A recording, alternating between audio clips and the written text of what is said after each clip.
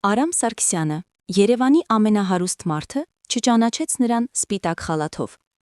Նրա սիրտը կանգ առավ վիրահատասենյակի սեղանի վրա,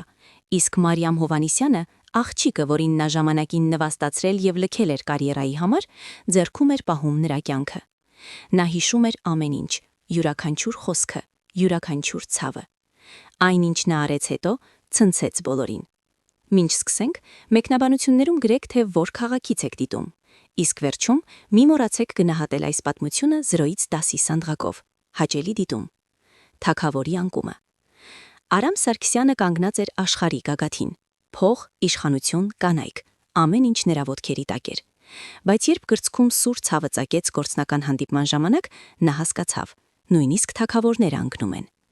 Նրան տարան հիվանդանոց, որտեղ աշխատում էր այն կինը, որին ժամանակին նա կոտրել էր սիրտը։ Սև Մեյբախը կտրուկ արգելակեց հիվանդանոցի մուտքի մոտ։ Վարորդը առաջինը դուրս թռավ, բացեց հետևի դուռը։ Արամ Սարգսյանը դանդաղ դուրս եկավ բռնած կրծքից։ Դեմքը գունատ էր, գրեթե մոխրագույն, քրտինքը հոսում էր գագաթից, թեև դրսում ցուրտ էր։ «Պարոն Սարգսյան, օգնության կարիք ունեք», հարցրեց անվտանգության աշխատակիցը վազելով նրա մոտ։ Արամը փորձեց պատասխանել, բայց խոսքերը կոկորդում խճվեցին։ Ցավը կրկին ծագեց, սուր, ինչպես դանակի հարված։ Նա մի քայլ արեց առաջ, հետո եւս մեկը։ Ոտքերը թուլացան։ Նա անկավ ծնկների վրա հենց ապակե դռների առջև։ Շուրջը մարդիկ կոչեցին։ Մեկը հանեց հեռախոսը եւ սկսեց նկարել։ Անվտանգության աշխատակիցը վազեց նրա մոտ, բռնեց ուսից։ «Արագ բժիշկ կանչեք»։ Հիվանդանոցի դռները բացվեցին։ Բուժքույրերը դուրս վազեցին գրողով։ Նրանք վերցրին Արամին, դրեցին գրողի վրա եւ արագ տարան ներս։ Հիվանդանոցի ներսում լուր եւ ցուրտ էր։ Մարիամ Հովհաննիսյանը կանգնած էր ընդունարանի սեղանի մոտ, լրացնելով հերթական քարտը։ Նրա հերթափոխը 1 ժամից ավարտվում էր։ Նա հոգնած էր, բայց հանգիստ։ Եվս մեկ սովորական երեկո նրա կյանքում։ Նա գլուխը բարձրացրեց, երբ լսեց միջանցքում կոչունները։ Գրողը մտավ սրահ։ Դրա վրա պառկած էր թանկարժեք կոստյումով տղամարդ։ Նրա դեմքը ծանոթ էր, չափազանց ծանոթ։ Մարիամը սառեց։ Նրա սիրտը բաց թողեց մի հարված։ Նա նայում էր նրան առանց թարթելու։ 10 տարի։ Անցել էր 10 տարի այն օրվանից, ինչ վերջին անգամ տեսել էր նրան, բայց նա անմիջապես ճանաչեց նրան։ Արամ Սարգսյան։ Նրա ձեռքը դողում էր, երբ վերցրեց ստետոսկոպը։ Նա մոտեցավ գրողին։ Բուժքույրերը շտապում էին շուրջը, ստուգելով զարկերակը, ճնշումը։ Մարիամը լուր կանգնեց կողքին։ Նա անգիտակից էր։ Դեմքը դեռ նույնքան գեղեցիկ էր, ինչպես նախկինում, բայց հիմա այն հոգնած ու տանջված տեսք ուներ։ Նա ստետոսկոպը դրեց կրծքին։ Սիրտը թույլ էր բաբախում, անկանոն։ Նա նորից նայեց նրան։ Հիշողությունները հորդեցին ալիքով։ Նրա ձայնը խոստումները, սուտը։ «Մարիամ, օգնության կարիք ունենք», ասաց ավագ բուժքույրը, քաշելով նրա թևը։ Մարիամը վերադարձավ իրականություն։ «Ինչ է նրա հետ», հարցրեց նա հանգիստ։ «Կարծես ինֆարկտ է։ Տանում ենք վերակենդանացման։ Գալիս ես մեզ հետ»։ Մարիամը նայեց Արամին։ Նա անշարժ պառկած էր, գունատ, անօգնական։ Նույն այն տղամարդը, ով ժամանակին ստիպել էր նրան զգալ թագուհի, իսկ հետո դեն նետել ինչպես աղբ։ Նա խունարվեց ավելի մոտ, դեմքին։ Շուրթերը գրեթե դիպչում էին ականջին։ «Դու նույնիսկ իմ անունը չես հիշում, այդպես չէ», շշնջաց նա։ Գրողը շարժվեց առաջ։ Մարիամը գնում էր կողքին։ Դեմքը հանգիստ էր, գրեթե սառը, բայց ներսում փոթորիկ էր բուռն։ Նրան տարան վերակենդանացման։ Բժիշկները շրջապատեցին նրան, միացրին սարքերին։ Մարիամը կանգնած էր կողքին, դիտելով։ Նա գիտեր, թե ինչ պետք է անի։ Նա պրոֆեսիոնալ էր, բայց մի մասն ուզում էր պարզապես շրջվել ու հեռանալ։ «Մարիամ, ճնշումը ընկնում է», գոչեց բժիշկը։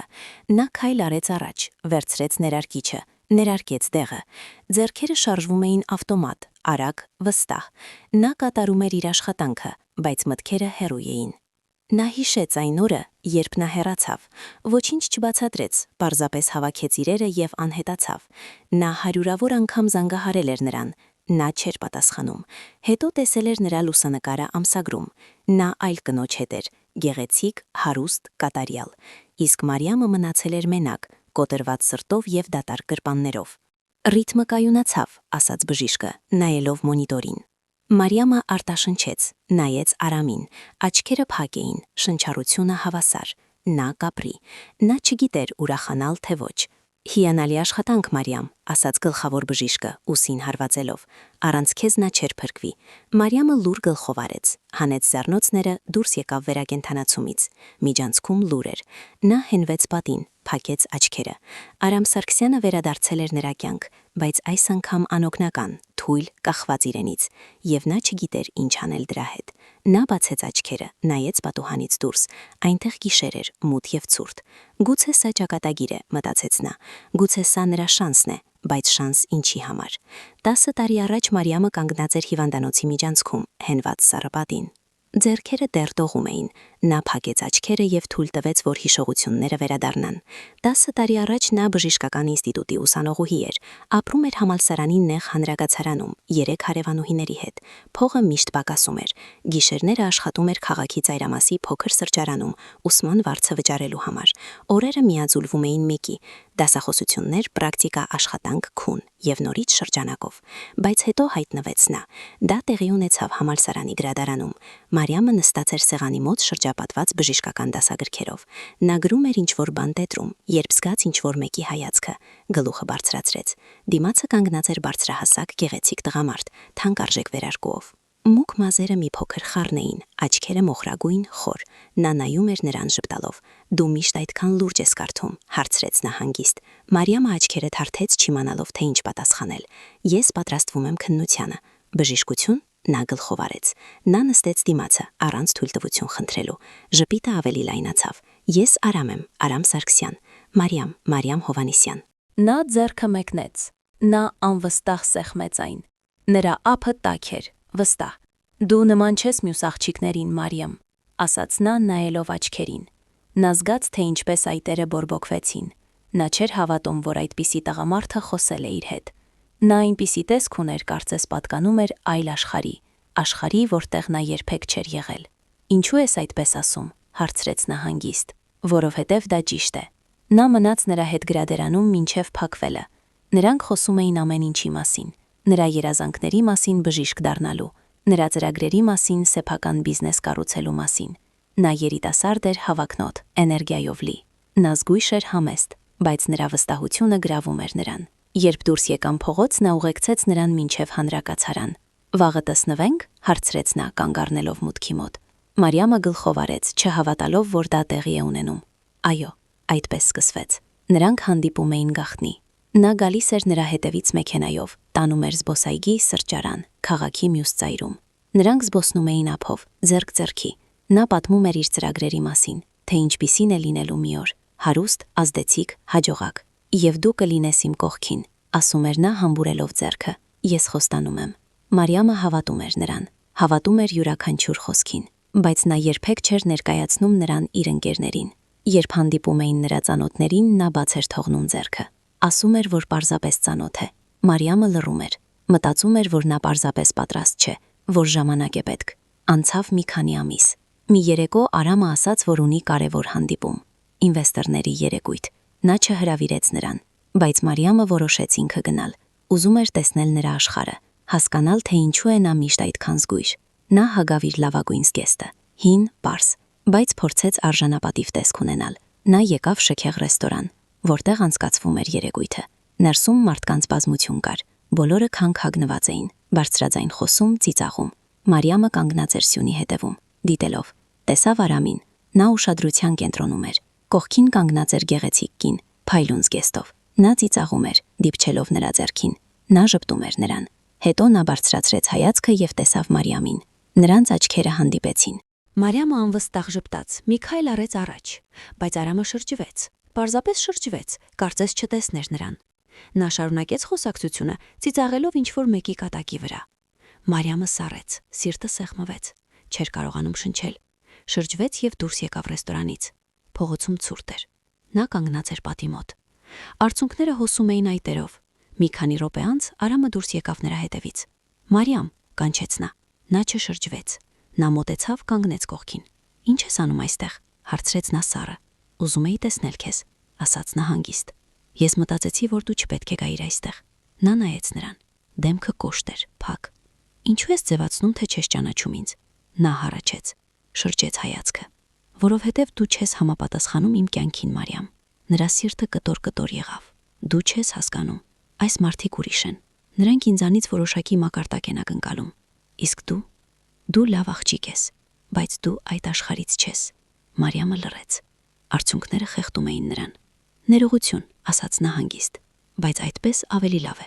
Նա շրջվեց եւ վերադարձավ ռեստորան։ Մարիամը մնաց կանգնած անձրևի տակ, որը սկսել էր մաղել։ Նա լաց չէր լինում, պարզապես կանգնած էր, զգալով, թե ինչպես է իր աշխարհը փլուզվում։ Նա տուն գնաց ոտքով։ Անձրևը ուժ գնացավ, թրջեց նրան մինչև ոսկորները։ Նա գնում էր չնկատելով ցրտին, ոչինչ չնկատելով։ Հաջորդ օրերին հեռախոսը հարյուրավոր անգամ զանգում էր։ Դա Արամն էր, բայց նա չէր պատասխանում։ Նա ջնջեց նրա համարը, ջնջեց ամեն ինչ, իսկ հետո տեսավ նրա լուսանկարը ամսագրում։ Նա այն կնոջ հետ էր երեկույթից։ Նրանք հայտարարել էին նշանադրության մասին։ Մարիամը փակեց ամսագիրը եւ այլևս երբեք չբացեց։ Նա վերադարձավ ներկային, բացեց աչքերը։ Հիվանդանոցի միջանցքը դատարկ եւ լուր էր։ Արամ Սարգսյանը կրկին կողքին էր, բայց հիմա ամեն ինչ փոխվել էր։ Նա ուղղվեց, սրբեց դեմքը։ Սիրտը դեռ ցավում էր, բայց հիմա նրա մեջ ինչ-որ բան կար, վճռականություն, բժշկի որոշում։ Մարիամը կանգնած էր Արամի մարմնի վրա վերակենդանացման մեջ։ Շուրջը շտապում էին մյուս բժիշկներն ու բուժքույրերը։ Բոլորը սպասում էին նրա հրամանին։ Նա հերթափոխի ավագն էր։ Որոշումը նրա վրա էր։ Մոնիտորը ցույց էր տալիս թույլ անկանոն ռիթմ։ Սիրտը հազիվ էր բաբախում, ճնշումը ընկնում էր։ Ժամանակն անցնում էր։ Մարիամ, ի՞նչ ենք անում, հարցրեց երիտասարդ բժիշկը, անհանգստությամբ նայելով նրան։ Նա նայում էր Արամի դեմքին, անշարժ։ Այս մարդը ժամանակին կոտրել էր իր սիրտը։ Նա դեն էր նետել նրան իր կյանքից, ինչպես անպետք բան։ Նույնիսկ ներողություն չէր խնդրել։ Նա կարող էր պարզապես կանգնել, ասել, որ արել է ամեն ինչ, ինչ կարող էր։ Ոչ ոք չէր իմանա։ Ձեռքերը դողում էին, բայց նա բժիշկ էր։ Նա երթում էր տվել փրկել կյանքեր, բոլոր կյանքերը, նույնիսկ նրանց, ովքեր ցավ են պատճառել իրեն։ Դեֆիբրիլյատոր, ասաց նա վճռականորեն։ Բուժքույրը տվեց սարքը։ Մարիամը վերցրեց այն, դրեց էլեկտրոդները Արամի կրծքին։ Լիցքավորում։ Բոլորը հետ քաշվեցին։ Նա սխմեց կոճակը։ Արամի մարմինը ցնցվեց լիցքից։ Մոնիտորը ծպտաց։ Ռիթմը հայտնվեց մի վայրկյան, հետո նորից անհետացավ։ Եվս մեկ անգամ, ասաց Մարիամը։ Նա լիցքավորեց դեֆիբրիլյատորը։ Կրկին սեղմեց։ Մարմինը ցնցվեց։ Մոնիտորը ցույց էր տալիս նույնը՝ թույլ, անկայուն ռիթմ։ Մարիամ, գուցե բավական է, հանգիստ հարցրեց բուժքույրը։ Մարիամը չպատասխանեց։ Նա նայում էր մոնիտորի էկրանին։ Կարմիր գիծը շարժվում էր դանդաղ, անվստահ, հետո հանկարծ ուղղվեց։ Երկար ազդանշանը լցրեց սենյակը։ Ոչ, շշնջաց Մարիամը։ Նա գնում է, ասաց բժիշկը։ Ոչ, Մարիամը գոչեց։ Նա նետեց դեֆիբրիլյատորը, կանգնեց Արամի կողքին, դրեց ձեռքերը կրծքին եւ սկսեց սրտի մերսում։ Նրա ձեռքերը արագ, ռիթմիկ շարժվում էին։ Նա բարձրաձայն հաշվում էր. 1, 2, 3, 4, 5։ Քրթինքը հոսում էր դեմքով։ Մկանները այրվում էին, բայց նա չէր կանգնում։ 1, 2, 3, 4, 5։ Մարիամ, հոգնել ես։ Թող ինձ, առաջարկեց մեկ այլ բժիշկ։ Ոչ, արտաշնչեց նա։ Ես կհաղթահարեմ, նա շարունակեց։ Շնչառությունը ծանր էր։ Ձեռքերը դողում էին, բայց նա չհանձնվեց։ 1, 2, 3, 4, 5։ Մոնիտորը դեռ ցույց էր տալիս ուղիղ գիծ։ Մարիամ, փափուկ ասաց բուժքույրը։ Գուցե արդեն բավական է։ Մարիամը չլսեց։ Նա շարունակում էր սեղմել Արամի կրծքին։ Արցունքները խառնվեցին քրթնքի հետ դեմքին։ Մի մերիր, շշնջաց նա։ Չես կարող մեռնել։ Ձեռքերը շարժվում էին ավտոմատ կերպով։ Նա չէր մտածում։ Պարզապես անում էր։ 1, 2, 3, 4, 5։ Եվ հանկարծ մոնիտորը ծպտաց։ Բոլորը սառեցին։ Մարիամ, փափուկ ասաց բուժքույրը։ Գուցե արդեն բավական է։ Մարիամը չլսեց։ Նա շարունակում էր սեղմել Արամի կրծքին։ Արցունքները խառնվեցին քրթնքի հետ դեմքին։ Մի մերիր, շշնջաց նա։ Չես կարող մեռնել։ Ձեռքերը շարժվում էին ավտոմատ կերպով։ Նա չէր մտածում։ Պարզապես անում էր։ 1, 2, 3, 4, 5։ Եվ հանկարծ մոնիտորը ծպտաց։ Բոլորը սառեցին։ Էկրանին գիծ հայտնվեց։ Անհարթ, թույլ, բայց գիծ։ Սիրտը գործարկվեց։ Հանգիստ ասաց բժիշկը։ Մարիամը կանգ առավ։ Նայում էր մոնիտորին, չհավատալով աչքերին։ Ռիթմը կայունացավ։ Դանդաղ, բայց վստահ։ Արամը շնչում էր։ Նա հետ քաշվեց, իջեցրեց ձեռքերը։ Ոտքերը թուլացան։ Նա բռնվեց գրողի եզրից, որպեսի չընկնի։ Հիանալի աշխատանք, Մարիամ, ասաց գլխավոր բժիշկը մտնելով սենյակ։ Դու նրան փրկեցիր։ Մարիամը լուր գլխով արեց։ Չէր կարողանում խոսել։ Կոկորդը սեղմված էր։ Նա վերջին անգամ նայեց Արամին։ Նա դեռ անգիտակից էր, բայց կենդանի։ Տարեք նրան ինտենսիվ թերապիայի պալատ, հանգիստ ասաց նա, եւ հետևեք բոլոր ցուցիչներին։ Իհարկե, բուժքույրները սկսեցին պատրաստել նրան տեղափոխման համար։ Մարիամը դանդաղ դուրս եկավ վերակենդանացումից։ Ոտքերը ծանր էին, ինչպես կապար։ Նա հասավ միջանցք, հենվեց պատին եւ փակեց աչքերը։ Արցունքները հոսեցին այտերով, չէր կարողանում կանգնեցնել դրանք։ Չգիտեր, թե ինչու է լաց լինում, հոգնածությունից, թեթևացումից, թե հին վերքերի ցավից, որոնք նորից բացվել էին։ Նա փրկել էր նրան, այն մարդում, ով ժամանակին ոչնչացրել էր իրեն։ Մարիամ, լավ ես, հարցրեց բուժքույրը, մոտենալով։ Մարիամը արագ սրբեց արցունքները եւ ուղղվեց։ Այո, պարզապես հոգնել եմ։ Դու այնտեղ զարմանալի էիր։ Ես երբեք չեմ տեսել, որ մեկը այդքան երկար սրտի մեր սումանի։ Մարիամը թույլ ժպտաց։ Պարզապես անում էի իմ աշխատանքը։ Բուժքույրը գլխով արեց եւ գնաց։ Մարիամը մնաց մենակ կանգնած։ Նայեց վերակենդանացման դռանը։ Դրա հետևում Արամն էր, կենդանի, շնորհիվ իրեն։ Չգիտեր, թե ինչ կլինի հետո։ Չգիտեր, թե ինչ կասի նրան, երբ նա արթնանա, եթե ընդհանրապես հիշի իրեն։ Բայց մի բան հստակ գիտեր, չէր կարող ատել նրան։ Նույնիսկ ամեն ինչից հետո նրա մի մասը դեռ զգում էր ինչ-որ բան, խոր, ցավոտ, բայց իրական։ Նա հառաչեց, ուղղվեց եւ գնաց հանգստի սենյակ։ Պետք է մի քիչ ժամանակ հավաքելու մտքերը, բայց ներսում ինչ-որ բան փոխվել էր, եւ նա վստահ չէր, որ դա լավ է։ Նա բացում է աչքերը։ Արամը բացեց աչքերը։ Լույսը չափից ավելի վառ էր։ Նա հանգիստ հառաչեց։ Գլուխը ճաքում էր, բերանը չոր էր, ինչպես անապատում։ Փորձեց շարժվել, բայց մարմինը չէր հնազանդվում։ Որտեղ է ինքը։ Մի քանի անգամ ցարթեց, փորձելով կենտրոնացնել հայացքը։ Սպիտակ առաստաղ, սպիտակ պատեր, անտիսեպտիկի հոտ, հիվանդանոց։ Ինչ է պատահել։ Փորձեց հիշել։ Վերջինը ինչ հիշում էր կրծքի ցավը, սուր, անտանելի։ Հանդիպման մեջ էր, խոսում էր ինվեստորների հետ, հետո ոչինչ։ Դուրը բացվեց։ Մտավ կինը սպիտակ խալաթով, ձեռքին պլանշետ ուներ, նայում էր էկրանին, առանց աչքերը բարձրացնելու։ Մուգ մազերը հավաքված էին պոչով, դեմքը հանգիստ, կենտրոնացած։ Մոտեցավ անկողնուն, ստուգեց մոնիտորը, գրեց ինչ-որ բան պլանշետում։ Արամը նայում էր նրան։ Ինչ-որ բան ծանոթ էր նրա մեջ, պրոֆիլը, շարժումների ձևը, բայց չէր կարողանում հասկանալ ինչը։ Փորձեց խոսել, բայց ձայնը խրպոտ էր, հազիվ լսելի։ Ինչպես էին վիճակը։ Կինը մի վայրկյան բարձրացրեց հայացքը, հետո նորից նայեց պլանշետին։ Կայուն, ինֆարկտ եք տարել, վերակենդանացում եք անցել, հիմա ինտենսիվ թերապիայի պալատում եք։ Ձայնը հավասար էր, պրոֆեսիոնալ, սառը։ Արամը փորձեց բարձրանալ, բայց ցավը ծակեց կուրծքը։ Նա հառաչեց, ընկավ հետ բարձի վրա։ Երբ կարող եմ դուրս գալ, հարցրեց աչքերը փակելով։ Ոչ շուտով, հանգիստ եւ հսկողություն է պետք։ Նվազագույնը 1 շաբաթ։ 1 շաբաթ։ Նա բացեց աչքերը, նայեց նրան։ Ես չեմ կարող 1 շաբաթ պարկած մնալ այստեղ։ Իմ գործերն ու հանդիպումներն են։ Դուք գրեթե մեռել եք, հանգիստ ասաց նա, դեռ չնայելով նրան։ Ձեր գործերը կարող են սպասել։ Արամը լռեց, ուշադիր նայեց նրան։ Ձայնը, այդ ձայնը նախկինում լսել էր։ Շատ վաղուց։ Ինչ էր ձեր անունը, հարցրեց նա։ Նա անմիջապես չպատասխանեց, շարունակեց գրել պլանշետում։ Դոկտոր Հովանիսյան։ Հովանիսյան, դանդաղ կրկնեց նա, փորձում էր հիշել, բայց գլուխը ծանր էր, մտքերը խառնվում էին։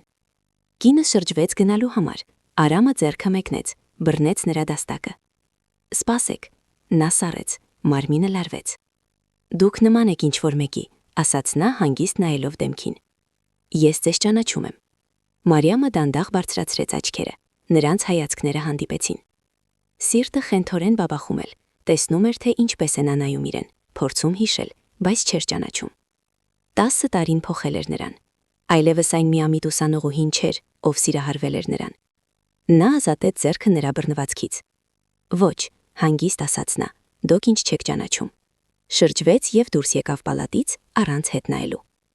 Արամը մնաց պարկած, նայելով դռանը։ Ձեռքը դեռ բարձրացված էր, կարծես ուզում էր կանգնեցնել նրան։ Ինչ որ բան սխալ էր, նա զգում էր դա, այդ հայացքը, ձայնի սառնությունը։ Նա ճանաչում էր իրեն, դա վստահ էր, բայց ով էր նա։ Փակեց աչքերը փորձելով հիշել, բայց հիշողությունները չէին գալիս, միայն պատկերներ։ Աղջիկ գրադարանում, ծիծաղ, ձեռք ձեռքի տակ անձրևի տակ, հետո ոչինչ։ Մարիամը արագ քայլերով գնում էր միջանցքով։ Ձեռքերը դողում էին։ Այնքան ուշքին էր սեղմել պլանշետը, որ մատները սպիտակեցել էին։ Նա չէր ճանաչել իրեն։ Չգիտեր ուրախանալ թե լաց լինել։ Կանգ առավ միջանցքի վերջի պատուհանի մոտ, նայեց ներքևում գտնվող քաղաքին։ Լույսեր, մեքենաներ, մարդիկ, որոնք ապրում էին իրենց կյանքով։ Իսկ ինքը խրված էր այստեղ, մարդու հետ, ով 10 տարի առաջ կոտրել էր իր սիրտը, եւ նա նույնիսկ չէր հիշում իրեն։ Սրբեց արդյունքը, որ գլորվեց այտով։ Մարիամ, լավ ես, հարցրեց բուժքույրը մոտենալով։ Այո, արագ պատասխանեց Մարիամը, պարզապես հոգնել եմ։ Դու շատ ես աշխատում, հանգիստ է պետք։ Մարիամը գլխով արեց, բայց չպատասխանեց։ Բուժքույրը գնաց։ Մարիամը մնաց կանգնած պատուհանի մոտ։ Նայում էր իր արտացոլանքին ապակում։ Հոգնած դեմք, մուգ շրջանակներ աչքերի տակ։ Ավելի տարեց էր թվում, քան կար։ Արամ Սարգսյանը վերադարձել էր իր կյանք, բայց ինքը այլևս այն աղջիկը չէր, ով սիրում էր նրան։ Այլ էր, ավելի ուժեղ, ավելի սառը, ավելի խելացի, եւ չէր թույլ տա, որ նա նորից ցավ պատճառի իրեն։ Նույնիսկ եթե իր մի մասը դեռ ինչ-որ բան էր զգում, նայելով նրան։ Ուղղվեց, վերահսկեց իրեն։ Աշխատանքը շարունակվում է։ Շրջվեց եւ գնաց հետ միջանցքով, բայց գլխում դեռ հնչում էր նրա ձայնը։ Ես ձեզ ճանաչում եմ։ Ոչ, մտածեց նա, դու ինձ չես ճանաչում եւ երբեք չես ճանաչի։ Պահակախումբ, կին եւ սուտ։ Սև ամենագնացը կանգ առավ հիվանդանոցի մուտքի մոտ։ Դուռը բացվեց։ Մեքենայից դուրս եկավ կին, բարձրահասակ, սլացիկ, երկար բեժ վերաղկուով։ Բաց մազերը կատարյալ դասավորված էին, մակիաժը անթերի, ձեռքին հայտնի բրենդի պայուսակ, պարանոցին մարգարտյա ավզնոց։ Վիկտորիա Սարգսյան։ Նա անցնում էր հիվանդանոցի սրահով, ինչպես պոդիումով, կրունկները կտտացնուին հատակին։ Մարդիկ շրջվում էին, նայում նրան։ Նա չէր նկատում կամ ձև էր անում, թե չի նկատում։ Սև կոստյումով պահակը գնում էր կողքին։ Վիկտորիան կանգ առավ գրանցման սեղանի մոտ։ Ինձ պետք է գլխավոր բժիշկը, Սառը ասաց առանց նայելու բուժքույրին։ Նա հիմա զբաղված է, եթե սպասեք, ես չեմ սպասի։ Ասեք նրան, որ եկել է Վիկտորիա Սարգսյանը, Արամ Սարգսյանի կինը։ Բուժքույրը սառեց, արագ գլխով արեց։ Իհարկե, հիմա, վերցրեց հեռախոսը, հավաքեց համարը։ Մարիամը կանգնած էր միջանցքում, ձեռքին փաստաթղթերի թղթապանակ։ Տեսավ ամեն ինչ, անմիջապես ճանաչեց Վիկտորիային։ Նույն կինը ամսագրից, ով ամուսնացել էր Արամի հետ։ Վիկտորիան ավելի գեղեցիկ էր, քան լուսանկարներում։ Սառը, էլեգանտ, կատարյալ։ Մարիամը զգաց, թե ինչպես է սիրտը սեղմվում։ Գլխավոր բժիշկը դուրս եկավ գրասենյակից, մոտեցավ Վիկտորիային։ Տիկին Սարգսյան, ուրախ եմ տեսնել ձեզ։ Ուզում եմ տեսնել ամուսնուս, ասաց Վիկտորիան, առանց ողջունելու։ Իհարկե, նա ինտենսիվ թերապիայի պալատում է։ Հետևեք ինձ։ Վիկտորիան գնաց նրա հետևից։ Պահակը մնաց սրահում։ Մարիամը նայում էր նրանց հետևից։ Հետո դանդաղ գնաց նրանց հետևից, պահպանելով հեռավորություն։ Վիկտորիան մտավ Արամի պալատ։ Մարիամը կանգ առավ դրան մոտ, հենվեց պատին։ Դուռը մի փոքր բաց էր։ Նա կարող էր տեսնել եւ լսել ամեն ինչ։ Արամը պառկած էր անգողնում։ Տեսքը հոգնած էր, գունատ։ Երբ Վիկտորիան մտավ, նա բարձրացրեց աչքերը։ Վիկա, հանգիստ ասաց նա։ Վիկտորիան մոտեցավ, խոնարհվեց, համբուրեց ճակատին։ Դեմքը անհույզ էր, չժպտաց։ Ինչպես ես զգում քեզ, հարցրեց ուղղվելով։ Լավ եմ, Վիկա, չպետք է գայիր։ Դա մամուլի համար է։ Դու հասկանում ես։ Արամը հառաչեց, փակեց աչքերը։ Այո, իհարկե, մամուլը։ Վիկտորիան նստեց աթոռին, անողնու կողքին, հանեց հեռախոսը, նայեց էկրանին։ Արդեն հոդվածներ են դուրս եկել։ Հաջողակ բիզնեսմեն Արամ Սարգսյանը հոսպիտալացվել է։ Կինը նրա անկողնու մոտ։ Լավ վերնագիր։ Արամը չպատասխանեց։ Բժիշկները ասում են, հանգիստ է պետք, շարունակեց Վիկտորիան, առանց աչքերը հեռացնելու հեռախոսից։ Նվազագույնը 1 շաբաթ։ Ես չեղարկել եմ քո հանդիպումները։ Շնորհակալ եմ։ Դա քեզ համար չէ, մեր հեղինակության համար է։ Մարիամը լսում էր, կանգնած դրան հետևում։ Սիրտը ցավում էր, չգիտեր թե ինչու, չպետք է ոչինչ զգար, բայց զգում էր։ Վիկտորիան վեր կացավ, վերցրեց պայուսակը։ Պետք է գնամ, հանդիպում ունեմ, վաղը կվերադառնամ։ Լավ։ Նայեց նրան վերևից ներքև։ Հիմարություններ մի արա Արամ, խնամիր քեզ, ինձ հիվանդամուսին պետք չէ։ Շրջվեց եւ դուրս եկավ պալատից։ Մարիամը արագ հետ քաշվեց, ձևանելով, թե անցնում է կողքով։ Վիկտորիան կանգ առավ նրա առջև, նրանց հայացքները հանդիպեցին։ Վիկտորիան սառը, գնահատող հայացքով նայեց Մարիամին։ Մարիամը պաղում էր թղթապանակը, փորձում էր հանգիստ տեսք ունենալ։ Դուք իմ ամուսնու բժիշկն եք, հարցրեց Վիկտորիան։ Այո, դոկտոր Հովանիսյան։ Վիկտորիան գլխով արեց։ Համոզվեք, որ ամուսինս ստանում է լավագույն բուժումը, փողը խնդիր չէ, ուզում եմ, որ նա հնարավորինս շուտ ապաքինվի։ Մենք անում ենք ամեն ինչ, ինչ հնարավոր է, հանգիստ պատասխանեց Մարիամը։ Դուք անում եք այն, ինչի համար վճարում են ձեզ, սառը ասաց Վիկտորիան։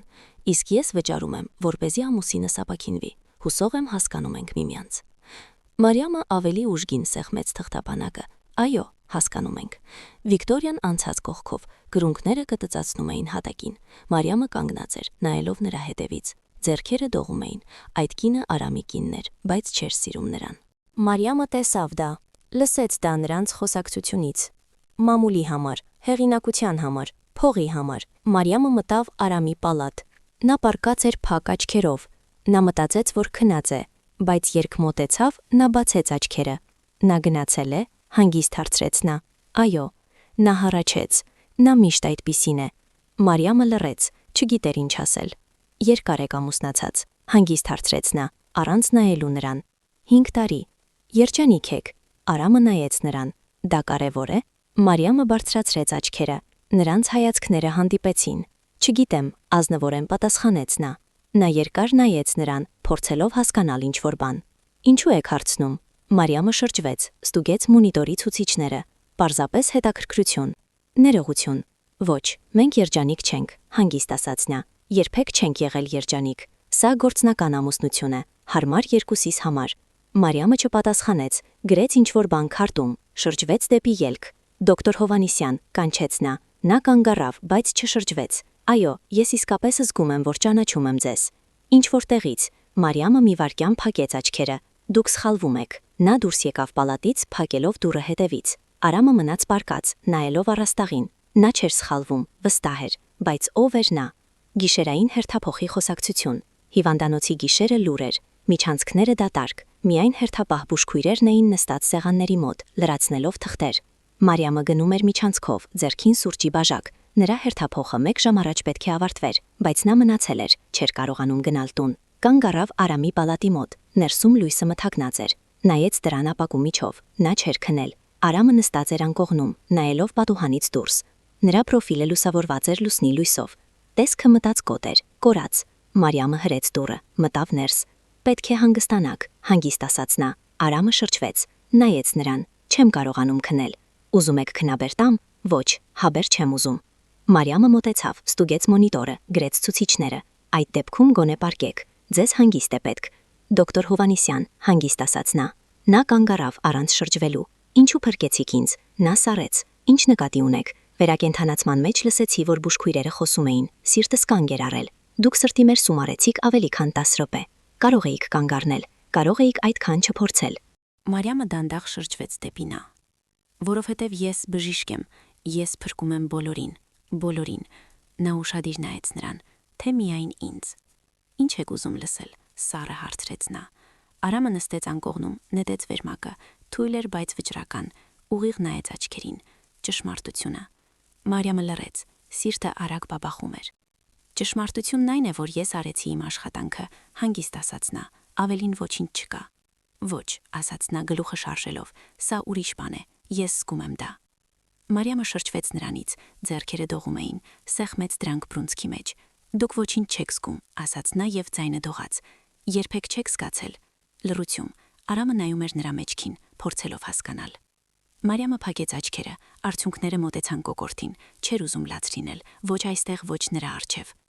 Ոչինչ, շշնջաց նա, մոռացեք։ Շրջվեց դեպի ելք, բայց Արամը արագ վեր կացավ անկողնուց, բռնեց նրա դաստակը։ Մարիամը սառեց, նրա բռնվածքը փափուկ էր, ոչ կոպիտ, չէր ուզում ցավ պատճառել։ Պարզապես չէր ուզում, որ նա գնա։ Խնդրում եմ, հանգիստ ասաց նա, ասեք ինձ։ Մարիամը չշրջվեց, սիրտը պատրվում էր, թողեք ինձ։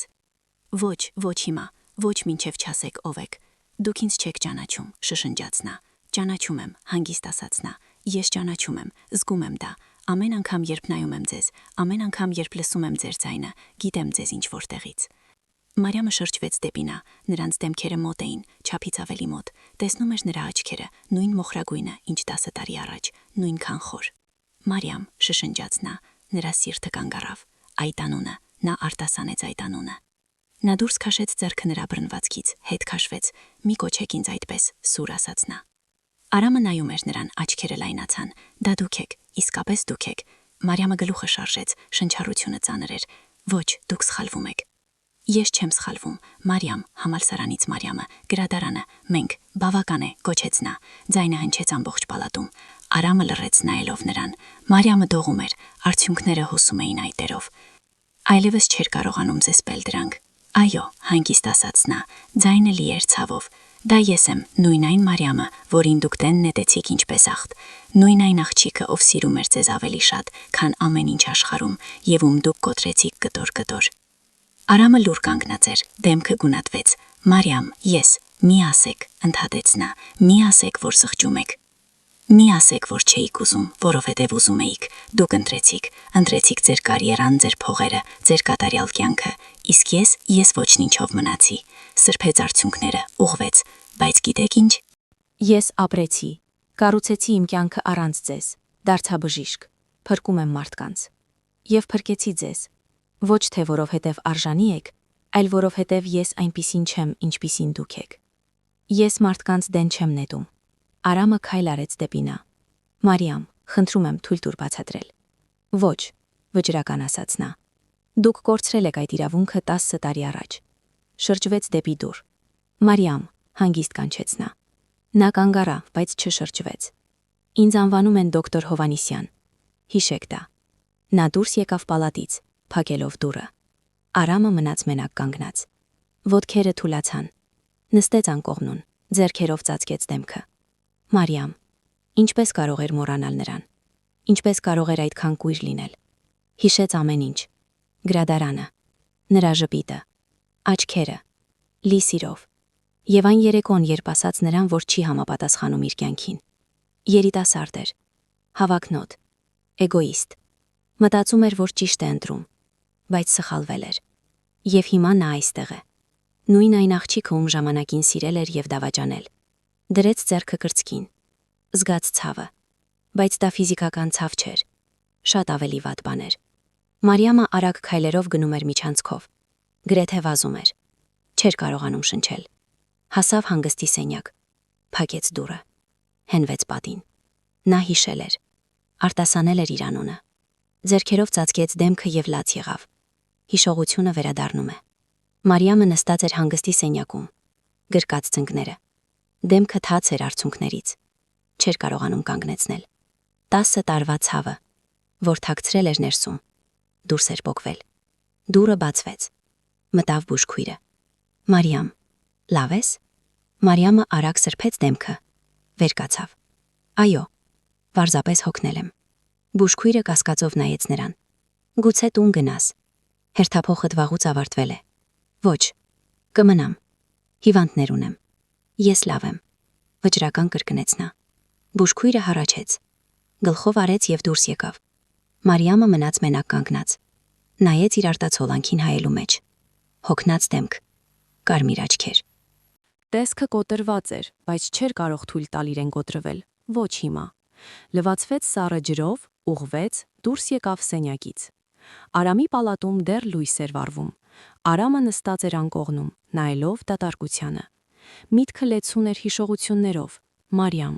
տեսնում էր նրա դեմքը, երիտասարդ, գեղեցիկ, լի սիրով։ Լսում էր նրա ծիծաղը, զգում նրա ձեռքը իր ձեռքում։ Հետո հիշեց այն երեկոն, անձրևը։ Նա կանգնած էր առջևը, թրջված մինչև ոսկորները։ Արցունքները խառնվում էին անձրևի կաթիլներին դեմքին։ Ես սիրում էի քեզ, հանգիստ ասաց նա, ավելի շատ քան ամեն ինչ աշխարհում։ Իսկ նա պարզապես շրջվեց եւ գնաց։ Արամը փակեց աչքերը, շնչառությունը ծանր էր։ Ինչպես կարող էր այդքան դաժան լինել։ Վեր կաց հավանկողնուց։ Օդքերը թույլ էին, բայց չէր կարող մնալ տեղում։ Պետք է տեսներ նրան, խոսեր նրա հետ, բացատրեր։ Քայլ արեց դեպի դուռ, հետո եւս մեկը, գլուխը պտտվեց, ոտքերը թուլացան։ Ընկավ հատակին խուլ ձայնով։ Մարիամ, գոչեց նա։ Մարիամ։ Ցավը ծակեց կուրծքա, պառկած էր հատակին, փորձելով շնչել, բայց յուրաքանչյուր շունչը դժվար էր տրվում։ Մարիամ, խնդրում եմ։ Մարիամը գնում էր միջանցքով, երբ լսեց նրա կոչյունը, սառեց, սիրտը ավելի արագ բաբախեց։ Կանգնեց դրան հետևում, լսելով, նա կանչում էր իրեն, կրկին ու կրկին։ Ձեռքերով ծածկեց դեմքը, փորձելով զսպել արցունքները։ Դոկտոր Հովհաննիսյան, կանչեց բուժքույրը, անցնելով կողքով։ Օգնություն է պետք։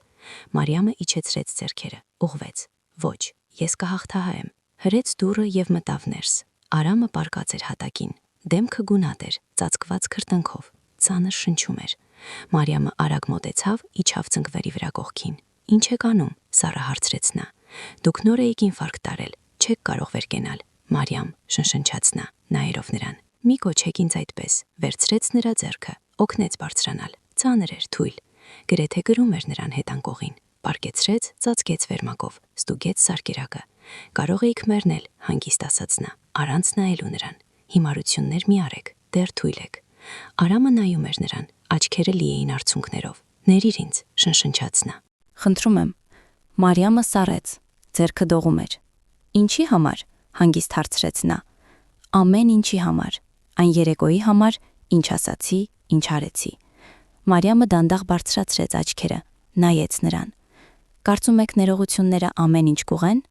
Ոչ, ասաց նա գլուխը շարժելով։ Գիտեմ, որ չեն ուղի, բայց պետք է ասեմ դա։ Պետք է իմանաս, որ ամեն օր, ամեն վայրկյան զղջում եմ։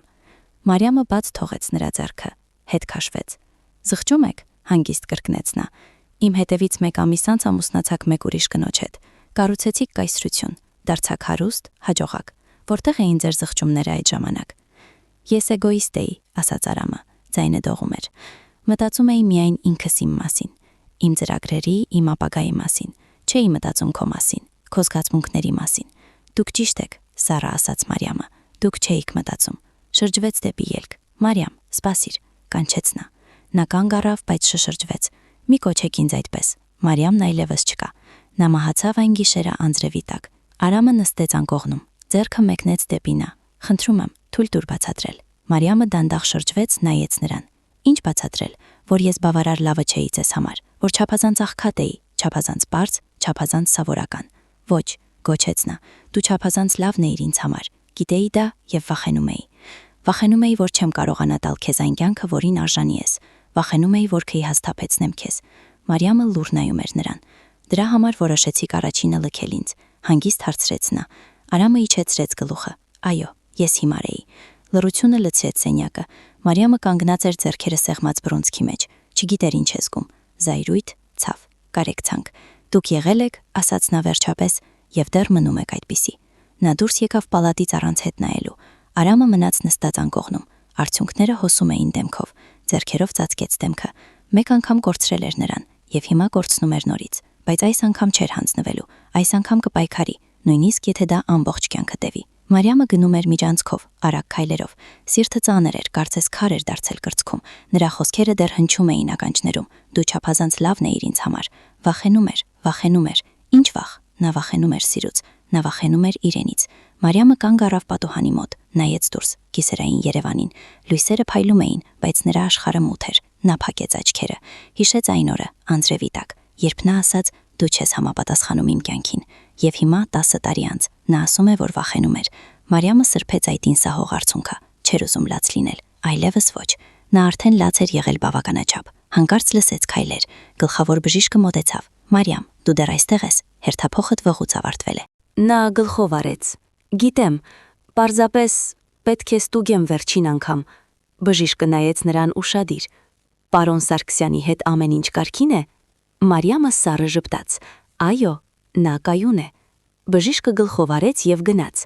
Մարիամը մնաց մենակ։ Նա նայեց Արամի պալատի դռանը։ Ներսում լույսը դեռ վառ էր։ Նա գիտեր նա չի քնում։ Նա նույնպես չէր կարողանում քնել։ Նա շրջվեց եւ գնաց դեպի ելք։ Այս գիշերը բավական էր։ Վաղը նոր օր էր, նոր հերթափոխ, նոր ցավեր, բայց նա պատրաստ էր։ Նա դուրս եկավ հիվանդանոցից։ Սառը օդը հարվածեց դեմքին։ Նա խորը շունչ քաշեց։ Արամ Սարգսյանը վերադարձել էր իր կյանք, բայց այս անգամ ամեն ինչ այլ էր։ Նա այլևս այն աղջիկը չէր։ Նա դոկտոր Հովհաննիսյանն էր, եւ նա չէր թույլ տա, որ անցյալը կոտրի իրեն նորից։ Բայց խորքում, շատ խորքում մի փոքրիկ ձայն շշնջում էր։ Իսկ եթե նա իսկապես զղջում է։ Մարիամը թափ տվեց գլուխը։ Ոչ, դա չի փոխի ոչինչ։ Նա քայլեց առաջ, դեպի գիշերային քաղաքը, եւ առաջին անգամ 10 տարվա ընթացքում նա զգաց, որ կարող է շնչել ազատորեն։ Վիկտորիան Սարգսյանը նստած էր իր գրասենյակում, Երևանի կենտրոնում։ Հսկայական պատուհանները հատակից մինչև առաստաղ բացվում էին դեպի քաղաքի համայնապատկերը։ Նա նայում էր դուրս, ձեռքում գինու բաժակ պահած։ Ինչ-որ բան սխալ էր, Արամը տարօրինակ էր վարվում։ Երբ նա այցելում էր նրան հիվանդանոցում, նա նայում էր այդ բժշկուհուն, դոկտոր Հովհաննիսյանին։ Նրա հայացքը այլ էր, ոչ այնքան սառը, ինչպես սովորաբար։ Դրանում ինչ-որ կենդանի բան կար։ Վիկտորիան չէր սիրում անորոշությունը։ Վերցրեց հեռախոսը, հավաքեց համարը։ «Ինձ ծառայություն է պետք», ասաց նա, երբ պատասխանեցին։ «Գթեք ինձ ամեն ինչ այդ բժշկուհու մասին հիվանդանոցում, դոկտոր Մարիամ Հովհաննիսյան, նրա անցյալը, կապերը, ամեն ինչ։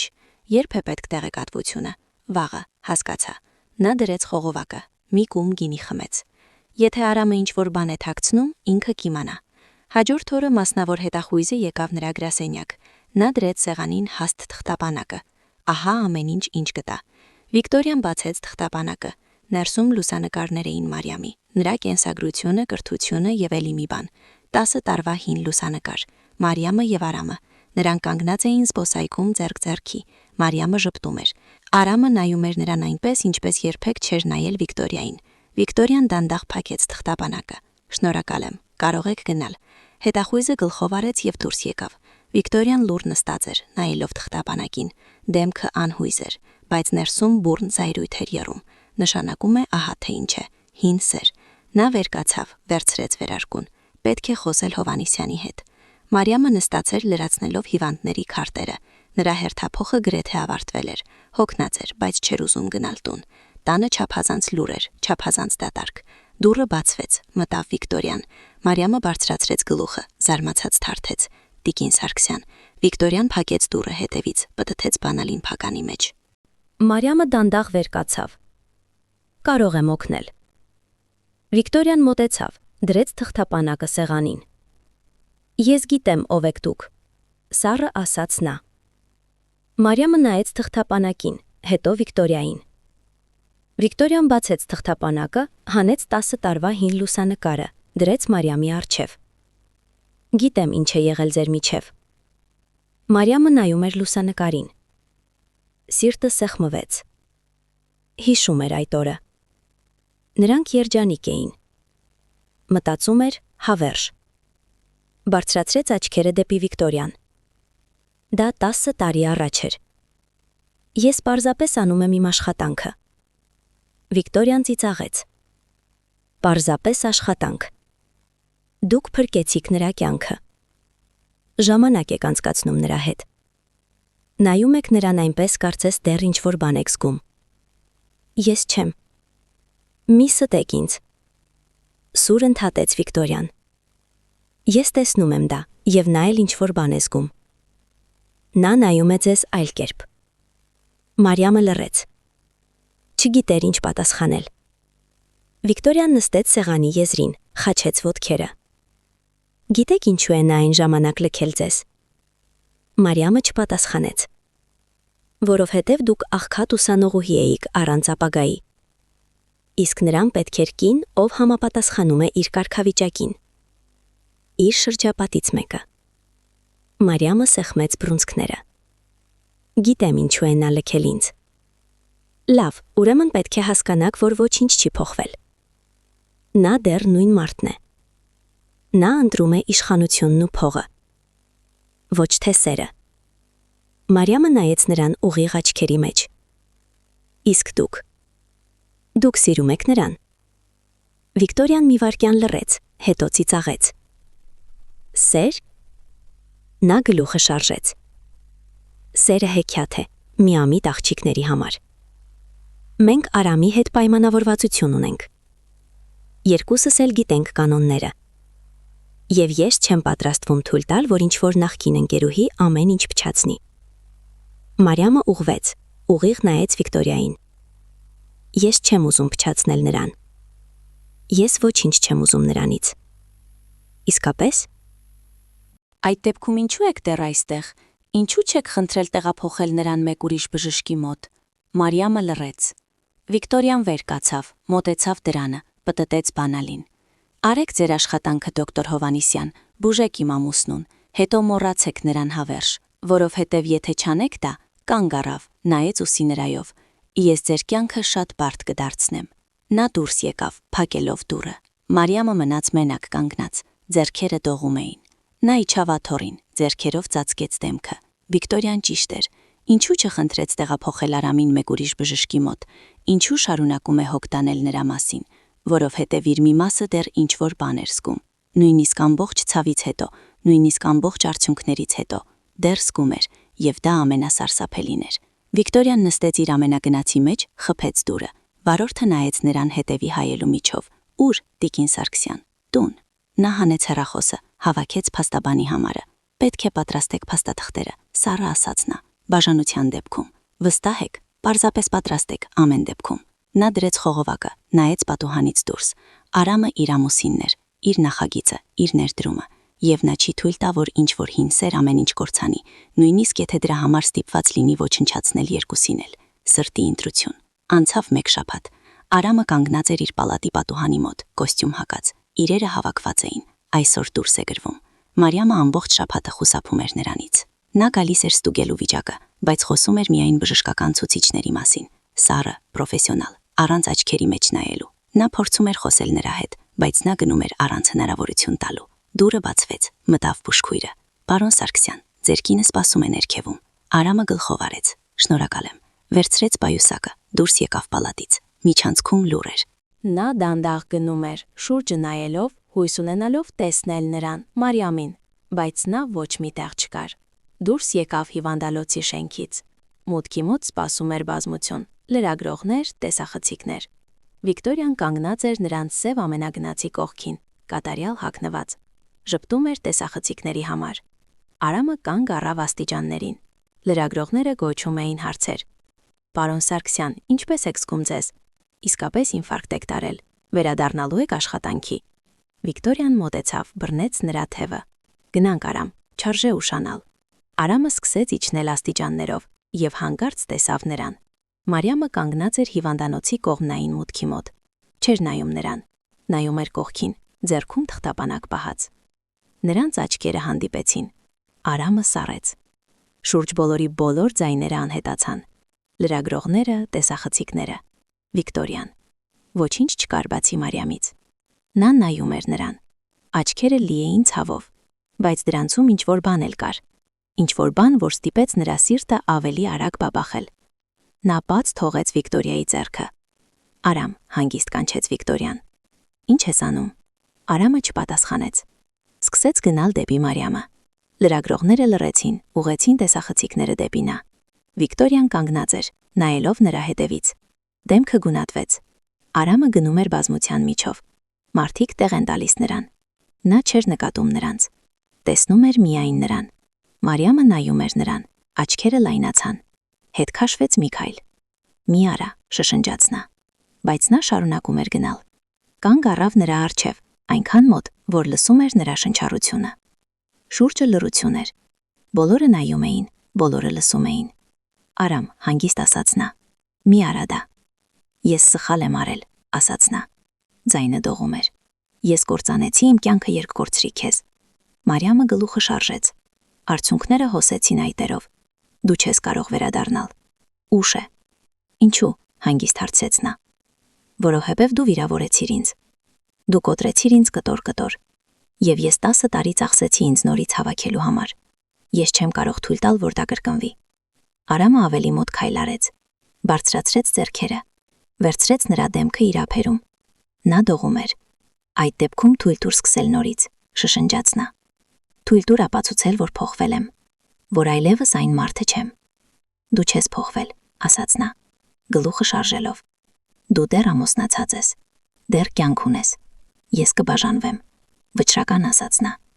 Մարիամը սառեց։ «Ինչ»։ «Ես կբաժանվեմ Վիկտորիայից։ Ես կհեռանամ նրանից։ Կանեմ ամեն ինչ պետք է, բայց ես այլևս չեմ կարող ապրել առանց քեզ»։ Արցունքները հոսում էին նրա դեմքով։ Նա նայում էր նրան։ Սիրտը պատրվում էր։ «Դու հիմա ես ասում դա, բայց ինչ կլինի մեկ շաբաթից, մեկ ամսից։ Ինչ եթե նորից որոշես, որ ես չեմ համապատասխանում քո կյանքին»։ «Դա չի պատահի», ասաց նա։ Ձայնը լի էր վճռականությամբ, որովհետև դու իմ կյանքս ես։ Դու միշտ ես եղել, Ես պարզապես չափազանց կույր էի դա տեսնելու համար։ Մարիամը փակեց աչքերը։ Նրա ափերը դեռ պահում էին իր դեմքը։ Ես վախենում եմ, շշնջաց նա։ Գիտեմ, շշնջաց նա ի պատասխան։ Ես էլ եմ, բայց ավելի շատ վախենում եմ կորցնել քեզ նորից։ Նա ավելի մոտ խոնարհվեց։ Նրանց ճակատները դիպան իրար։ Թույլ տուր մեկ շանս, Մարիամ, խնդրում եմ։ Նա բացեց աչքերը, նայեց նրան։ Նրա աչքերում արցունքներ կային։ Նա տեսնում էր ցավը, տեսնում էր անկեղծությունը եւ տեսնում էր սերը, նույն այն սերը, որ հիշում էր անցյալից։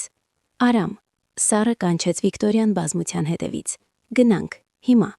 Արամը չշրջվեց, շարունակում էր նայել Մարիամին։ Ինչ ես ընտրում, հանգիստ հարցրեց նա։ Ինձ թե քո կյանքը։ Քեզ, առանց վարանելու պատասխանեց նա։ Ես ընտրում եմ քեզ։ Միշտ ընտրել եմ, պարզապես չեմ հասկացել դա։ Մարիամը երկար նայեց նրան, հետո դանդաղ գլխով արեց։ Լավ, շշնջաց նա։ Մեկ շանս, միայն մեկը։ Նրա դեմքը լուսավորվեց։ Դա ամեն ինչ է, ինչ պետք է ինձ։ Նա խոնարհվեց, համբուրեց նրա ճակատը։ Տեսախցիկները ֆռում էին շուրջը, լրագրողները գոչում էին, բայց նրանք ոչինչ չէին լսում։ Նրանք իրենց աշխարհում էին։ Վիկտորիան կանգնած էր մեքենայի մոտ, դեմքը անհույզ էր։ Սառը նայեց նրանց, հետո շրջվեց, նստեց մեքենան եւ հեռացավ։ Արամը բռնեց Մարիամի ձեռքը։ Գնանք, հանգիստ ասաց նա։ Ուր, հարցրեց նա։ Չգիտեմ, ուր ուզես, միայն գնանք այստեղից։ Նա նայեց նրան, հույսով լի դեմքին, եւ առաջին անգամ 10 տարվա ընթացքում նա թույլ տվեց իրան ժպտալ։ Լավ, նրանք գնացին միասին, ձեռք ձեռքի, թողնելով բազմությունը հետևում։ Սկսվում էր նոր ճանապարհ, եւ այս անգամ նրանք անցնեն այն միասին։ Նոր սկիզբ։ 6 ամիս անց Արամը կանգնած էր իր բնակարանի պատուհանի մոտ։ Փոքր մեկ սենյականոց, ոչ մի կերպ նման չէր նախկին առանձնատանը, պարզ կահույք, ոչ մի շքեղություն։ Բայց այստեղ կար ինչ-որ բան, որ չկար առանձնատանը, հանգիստ։ Բաժանությունը Վիկտորիայից արագ անցավ։ Նա չդիմադրեց, վերցրեց նրա ունեցվածքի կեսը եւ հեռացավ, առանց սկանդալների, առանց դրամաների։ Պարզապես տորագրեց թղթերը եւ անհետացավ նրա կյանքից։ Արամը ոչինչից չէր սխճում։ Նա վաճառեց իր ակտիվների մեծ մասը թողեց բիզնեսը գործընկերներին։ Այլևս կայսրություն պետք չէր։ Պետք էր ինչ-որ այլ բան, ինչ-որ մեկ ուրիշ։ Նայեց ժամացույցին։ Ժամը 7-ն էր առավոտյան։ Պետք է գնալ։ Վերցրեց 2 սուրճի բաժակ անկյունի սրճարանից եւ գնաց դեպի հիվանդանոց։ Ամեն օր, 6 ամիս շարունակ։ Գալիս էր հիվանդանոց, սպասում, մինչև Մարիամը ավարտի հերթափոխը։ Բերում էր նրան սուրճ։ Երբեմն խոսում էին, երբեմն նա պարզապես վերցնում էր սուրճը եւ գնում էր լուռ։ Նա չէր պահանջում պատասխան, չէր ճնշում նրան, պարզապես կողքին էր, ցույց տալով, որ այս անգամ ոչ մի տեղ չի գնա։ Մարիամը դուրս եկավ հիվանդանոցից ուշ երեկոյան։ Հերթափոխը երկար էր, ծանր, հոգնած էր, բայց երբ տեսավ նրան կանգնած մուտքի մոտ սուրճով ձեռքին, սիրտը բաց թողեց մի հարված։ Կրկին դու, հանգիստ ասաց նա, մոտենալով։ Կրկին ես, ժպտաց նա։ Նա վերցրեց սուրճը, մի կում արեց։ Դու չպետք է դա անես ամեն օր։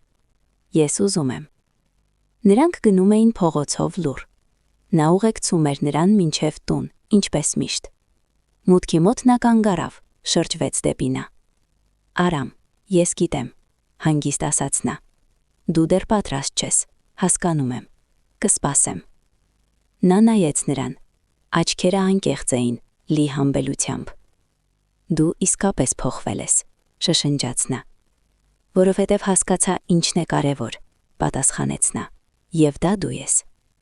Նա չպատասխանեց, պարզապես շրջվեց եւ մտավ մուտքը։ Արամը մնաց կանգնած, նայելով նրա հետևից։ Կարող էր սպասել, որքան պետք է։ Անցավ եւս մեկ շաբաթ։ Մի երեկո Մարիամը դուրս եկավ հիվանդանոցից եւ սարեց։ Անձրև էր գալիս, ուժեղ, ցուրտ։ Արամը կանգնած էր մուտքի մոտ առանց հովանոցի, թրջված մինչև ոսկորները։ Մազերը կպեին ճակատին։ Կոստյումը ամբողջությամբ թաց էր, բայց նա ժպտում էր։ Ձեռքում 2 սուրճի բաժակ էր պահում։ Մեկը մեկնեց նրան։ Մարիամը դանդաղ մոտեցավ։ Դու հիմար ես, հանգիստ ասաց նա։ Արամը ծիծաղեց, կհիվանդանաս։ Կարևոր չէ, նա նայում էր նրան։ Այս մարդը կանգնած էր անձրևի տակ, թրջված, դեմքին ժպիտով, նրա համար, ինչ որ բան ներսում կոտրվեց, բոլոր պատերը, որ կառուցել էր 6 ամիս, ամբողջ վախը, ամբողջ ցավը, քայլ արեց առաջ եւ գրկեց նրան, Արամը սառեց, հետո դանդաղ կրկեց նրանի պատասխան. «Սեղմեց իրեն»։ Մարիամը դեմքը թաքցրեց նրա կրծքին։ Զգում էր, թե ինչպես է նա դողում ցրտից, լսում էր, թե ինչպես է բաբախում նրա սիրտը։ «Մի լքիր ինձ նորից», շշնջաց նա։ «Երբեք», շշնջաց նայի պատասխան։ «Խոստանում եմ, երբեք»։ Նրանք կանգնած էին անձրևի տակ, գրկելով իրար։ Աշխարհը շուրջը անհետացավ, մնացին միայն երկուսը, երկու կոտրված հոգիներ, որոնք վերջապես գտան իրենց ճանապարհը միմյանց մոտ։ «Գնանք տուն», հանգիստ ասաց նա, առանց բաց թողնելու նրան։ «Տուն», կրկնեց նա։ Նա բարձրացրեց գլուխը, նայեց աչքերի մեջ։ «Քեզ մոտ, չեմ ուզում, որ մենակ լինես»։ Արամը ժպտաց, աչքերը լի էին արցունքներով խառնված անձրևի հետ։ «Լավ»։ Նրանք գնացին միասին ձեռք ձեռքի։ Անձրևը թափվում էր նրանց վրա, բայց նրանց համար ամեն ինչ հավասար էր։ Նրանք միասին էին։ Եվ այս անգամ հավերժ։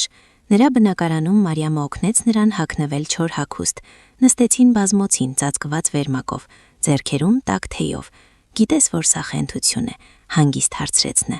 «Ինչ է հենց»։ «Մենք,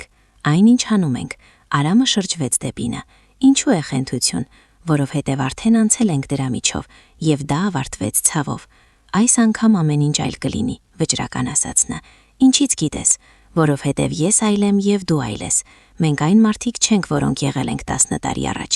Մարիամը լռեց նայելով իր բաժակին։ «Ես վախենում եմ», խոստովանեց նա։ «Ես էլ», հանգիստ ասաց նա։ «Ամեն օր։ Վախենում եմ, որ կգնաս, որ կորոշես, որ ես չեմ արժանի քո ժամանակին»։ Նա նայեց նրան։